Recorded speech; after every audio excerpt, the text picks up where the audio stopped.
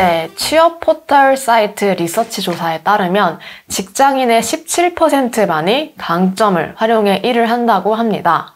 사람이라면 누구나 특별한 재능을 가지고 있습니다. 다만 스스로 어떤 재능과 강점을 가지고 있는지 깨닫지 못해 자신의 능력을 발휘하지 못할 뿐입니다. 조직의 리더로서 우리 구성원의 위대함을 찾기 위해 얼마나 노력하고 계십니까? 우리 조직의 성과에 기여하는 구성원들을 떠올리며 그들의 장점을 생각해보는 시간 갖기를 바랍니다. 오늘도 서로의 장점을 바라보며 서로를 사랑하는 하루 되기를 바라며 아침 경영 브리핑 시작하겠습니다.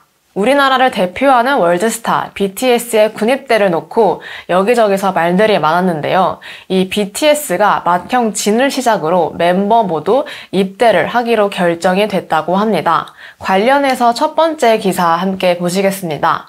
첫 번째 기사의 제목은 BTS 입대 오래전부터 준비 주주 달랜 하이브 CEO라는 제목의 기사입니다. 이 하이브는 방탄소년단 멤버들이 순차적으로 병역을 이행할 것이라고 발표를 했습니다. 멤버 진은 이달 말 입영 연기 취소를 신청했고 병무청에 입영 관련 절차를 따르며 다른 멤버들도 각자의 계획에 따라 순차적으로 병역을 이행할 것이란 입장을 밝혔습니다. 하이브와 방탄소년단 멤버들은 2025년 완전체 활동 재개를 희망하고 있다고도 밝혔습니다. 그룹 방탄소년단이 전원 입대할 계획임을 밝힌 가운데 소속사 하이브 박지원 대표이사가 병역 이행 기간에도 성장세를 이어갈 수 있다는 내용의 주주 서한을 발송했습니다. 하이브 박지원 대표이사는 주주 서한을 통해 이러한 상황이 언젠가는 찾아올 것에 대비해 오래 전부터 이를 준비해오고 있었다고 밝혔습니다. 그는 방탄소년단의 활동이 제한됨에 따라 하이브가 지금까지 이뤄왔던 성장을 계속 이어나갈 수 있을 것인지에 대한 투자자분들의 우려가 있다는 점도 충분히 이해하고 있다고 말했습니다. 이어 2023년 상반기까지는 일부 멤버들의 개인 활동이 예정되어 있으며 사전에 준비해둔 다양한 컨텐츠들로 방탄소년단이 팬분들과 함께 할 수 있도록 할 예정이라고 설명을 했습니다. 특히 그는 멀티 레이블 전략의 고도화, 음악 산업 기술 간 융합을 바탕으로 성장세를 이어갈 것임을 강조했습니다. 먼저 멀티 레이블 체제와 관련해서 박 대표는 하이브 산하에는 9개의 독립적인 레이블들이 있다. 각 레이블들의 독립적인 권한을 부여함으로써 다양한 음악과 컨텐츠가 만들어질 수 있도록 추구하고 있으며 서로 간의 협력과 때로는 건전한 경쟁을 통해 성장해 나갈 것을 기대하고 있다고 전했습니다. 이어 세븐틴, 투마로우바이투게더, 엔하이픈, 르세라핌, 뉴진스, 지코, 프로미스9을 포함하는 국내 아티스트뿐만 아니라 저스트 비버와 아리아나 그란데 등의 라인업을 갖추고 있다고 언급하며 여기에 안주하지 않고 2023년에는 4개 이상의 팀을 세상에 선보일 계획이다 라고 말을 했습니다.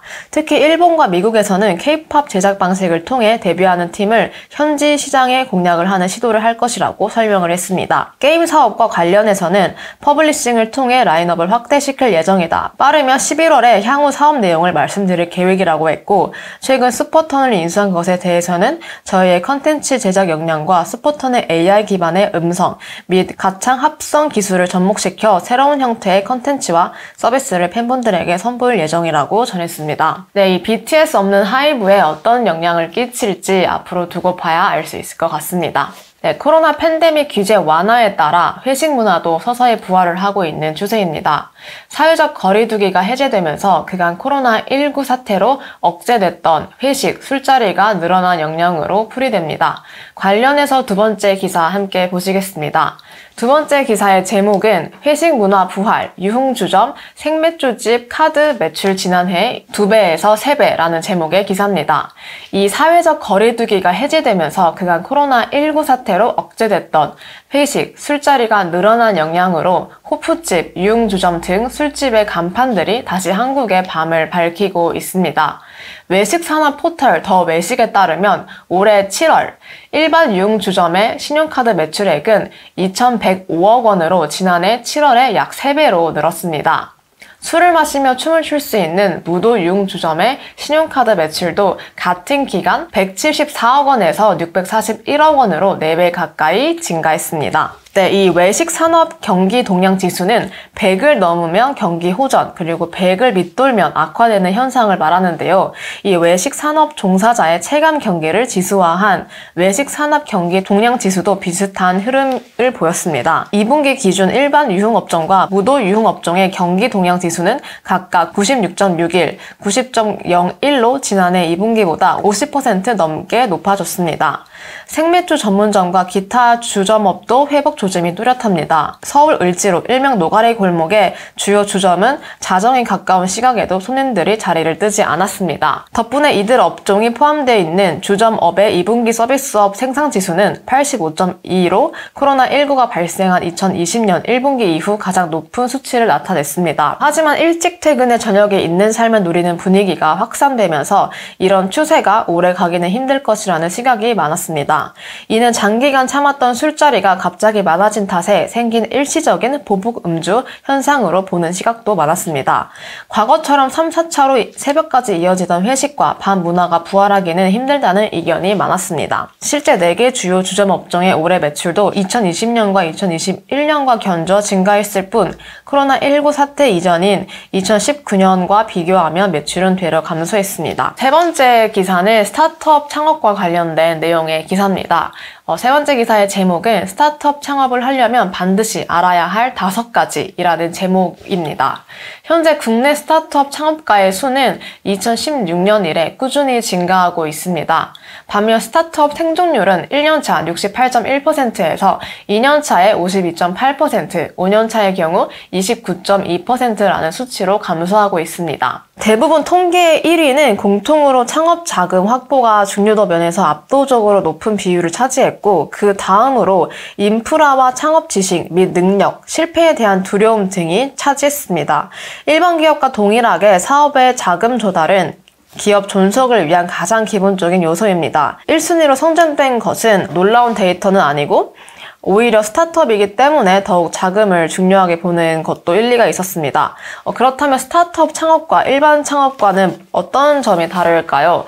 기존 기업과 스타트업의 가장 큰 차이점은 성장의 관점에서 바라봐야 한다는 것입니다. 빠른 이윤 창출이 최우선이 아닌 빠른 성장과 시장 점념이 기업 의사결정에서 중요성을 차지하고 있다는 점에서 스타트업은 기존 창업과 가장 큰 차이점을 지니고 있었습니다. 즉, 시장을 점령할 때까지는 수익보다는 성장을 중심으로 운영될 수 있다는 전제를 가지고 창업을 하게 된다는 것입니다.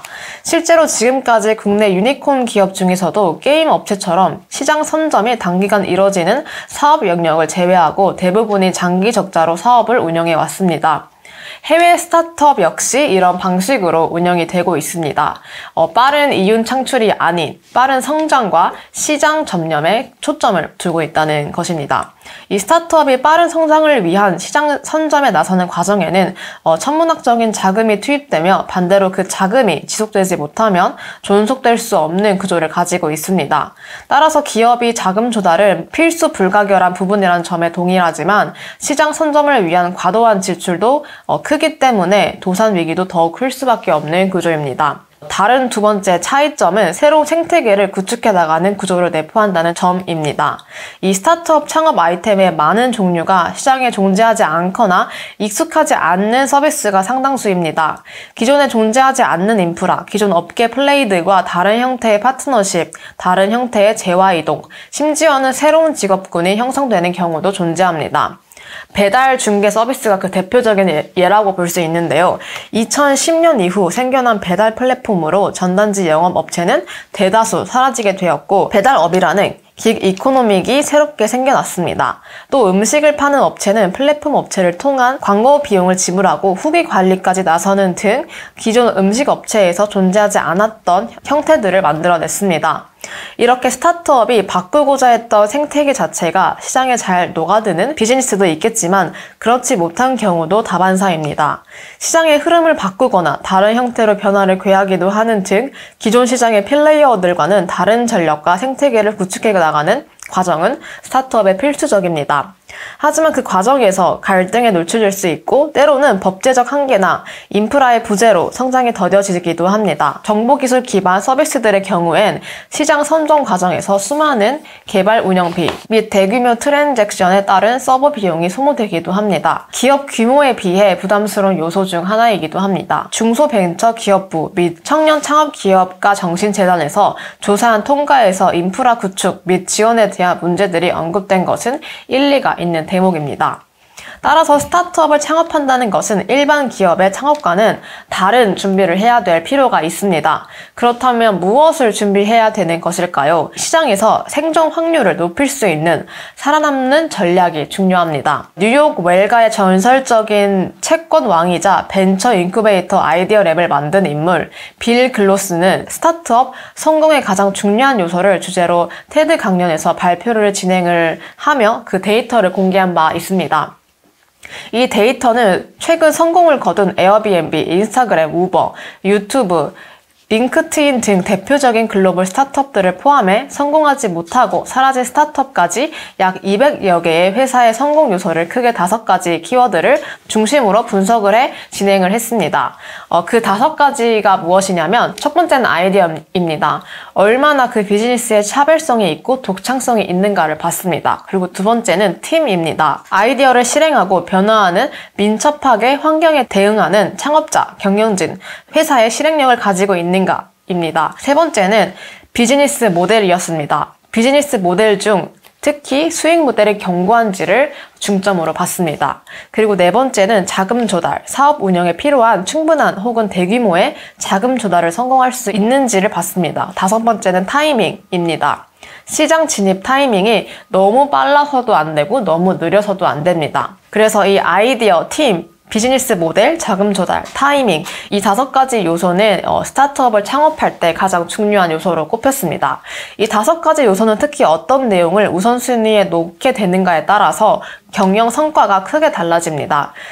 이것에 대해서 주변 창업자 및 스타트업 관계자들에게 창업 성공을 위한 요소를 가장 중요한 순서대로 나열해 보라고 했을 때 놀라웠던 것은 이 빌 글로스의 의견과 전혀 다른 경우를 선택한 스타트업 경영자들이 많았습니다. 빌 글로스가 이 5가지 중에서 제일 중요하게 꼽았던 핵심 키워드는 바로 타이밍이었습니다. 스타트업 창업에 도전하는 많은 사람은 해당 결과의 2가지 부분에서 놀라워했다고 합니다. 첫 번째는 자금이 가장 중요한 요소라고 생각했는데 그 반대였다는 점이었고, 두 번째는 전혀 고려하지 않았던 타이밍이 스타트업의 1순위 중요 요소였다는 점에 놀라워했습니다.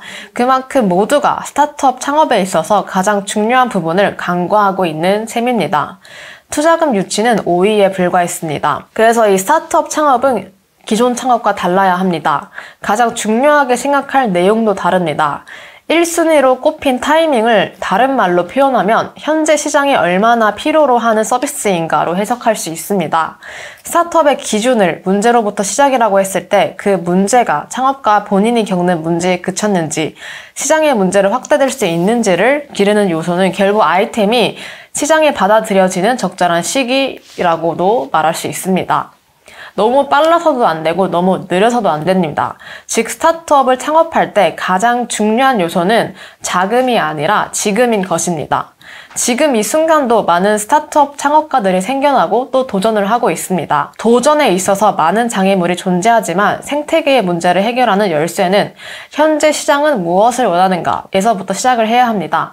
그야말로 스타트업을 창업하는 진정한 이유입니다. 네, 역시 인생은 타이밍이지 않나 생각이 됩니다. 그만큼 이 타이밍이 굉장히 중요한데 스타트업을 창업하려고 하실 때 이 타이밍과 시기 적절한지를 잘 판단하시길 바랍니다. 네, 4번째 기사의 제목은 지구를 살리는 소소한 방법, 제로 웨이스트, 앞장서 실천하는 매장들 생겨나입니다. 최근 많은 소상공인들을 한숨 짓게 한 소식이 있었습니다.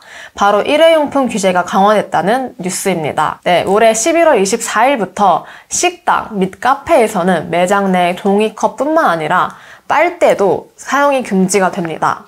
환경부는 코로나로 인해 유예됐던 단속 활동도 다시 재개할 것이라는 의사를 밝혔습니다. 지난해 주요 커피 전문점과 패스트푸드점에서 사용된 일회용 컵이 10억 개가 넘는다는 사실을 고려하면 일회용품 규제 강화에 납득할 수밖에 없습니다. 일회용품 배출량 증가로 제로 웨이스트 운동을 시작하는 사람도 다수 늘어났습니다.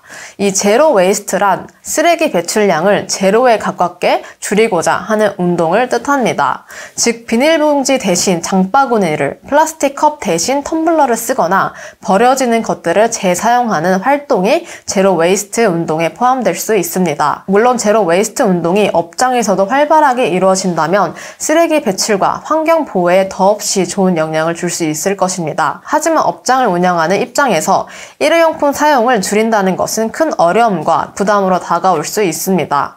일회용품과 관련한 규제가 강화되기 이전에도 일회용품 사용을 지향하는 업장들이 존재했습니다.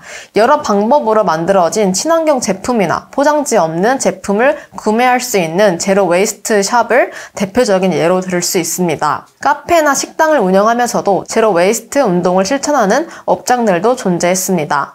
이러한 업장의 사장님들께서는 어떤 마음으로 제로 웨이스트 운동을 하게 됐는지 서울시 서대문구에 위치한 야트막이라는 카페 사장님 인터뷰를 진행을 했습니다. 이 야트막은 제로 웨이스트 제품들을 판매하기도 하고 음료와 브런치를 판매하기도 하는 매장입니다.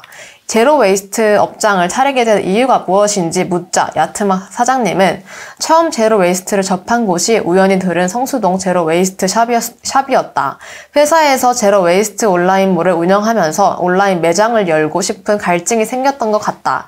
이런 공간이 도시 곳곳에 있으면 더 많은 사람들이 제로 웨이스트를 알고 경험할 수 있을 거란 생각에 퇴사 후 매장을 열게 됐다고 말을 해줬습니다. 이 업장에서 제로 웨이스트를 어떠한 방식으로 실천하고 있는지 묻자 이 사장님은 첫 번째는 포장과 관련된 부분이라고 말을 해줬습니다. 이 모든 음료와 음식 포장은 다회 용기만 가능했고 만약 개인 용기를 지참을 한다면 2,000원을 할인해주고 있었습니다. 매장에 비치된 텀블러를 대여할 수도 있습니다. 두 번째는 텀블러 기부 활동이었습니다. 쓰지 않는 텀블러를 카페에 기부하면 천연 수세미를 선물로 주고 있었고 기부해준 텀블러는 식기세척기로 깨끗이 스팀 세척해 포장 손님들이 대여할 수 있게 하고 있습니다. 세 번째는 텀블러 세척 전용 개수대를 마련하는 것이었습니다. 매장 내에 텀블러 및 개인 용기를 세척할 수 있는 공간이 있었고 제로 웨이스트 용품인 설거지 비누와 천연 수세미가 함께 비치되어 체험해 볼 수도 있었습니다. 이 매장을 운영하면서 겪은 어려운 점이 어떤 점이었냐라고 물었을 때 사장님은 아무래도 아직은 제로 웨이스트가 보편적인 방식은 아니다 보니 불편해하는 경우가 많이 있다. 우리 카페는 일회용기를 사용하지 않고 주민분들이 기부해준 텀블러를 대여해 테이크아웃을 해드리고 있는데 아직 낯설어하는 부분이 있지만 다시 반납이 어려운 경우가 아니라면 주민 대부분이 호의적으로 참여해주고 있다. 집에서 사용하고 있지 않는 보틀도 기부를 많이 해줬다라고 이야기를 해줬습니다. 그래서 요즘은 많은 분들이 기왕이면 환경에 좋은 쪽으로 기꺼이 불편을 감수해주는 것 같다고 사장님께서는 말을 했습니다. 이 쓰레기와 관련한 환경 문제와 사람들의 문제의식은 날로 심화되고 있습니다. 이에 따라 일부러 제로 웨이스트를 실천하는 매장들을 찾아가는 손님들이 늘고 있습니다. 규제를 넘어서지 않을 만큼만 실천하는 것 전혀 나쁘거나 잘못된 일이 아닙니다. 하지만 일회용품 규제에 더 적극적으로 대응한다면 환경 문제에 관심을 가지는 소비자들의 환심을 살 수 있을 뿐 아니라 환경에도 좋은 영향을 줍니다. 나아가 자아 실현에 도움이 될 수도 있습니다. 제로 웨이스트 더 이상 멀기만 한 단어는 아닙니다. 네, 여러분. 그리고 다음 주는 가인지 컨설팅 그룹 사례뉴스 기자 겸 컨설턴트 신가희 기자 컨설턴트와 저와 격일로 돌아가면서 출연을 하게 되었습니다. 다음 주에 진행되는 아침 경영 브리핑도 많은 시청 바랍니다. 그럼 오늘 하루도 행복하게 보내시길 바라며 저는 이만 인사드리겠습니다.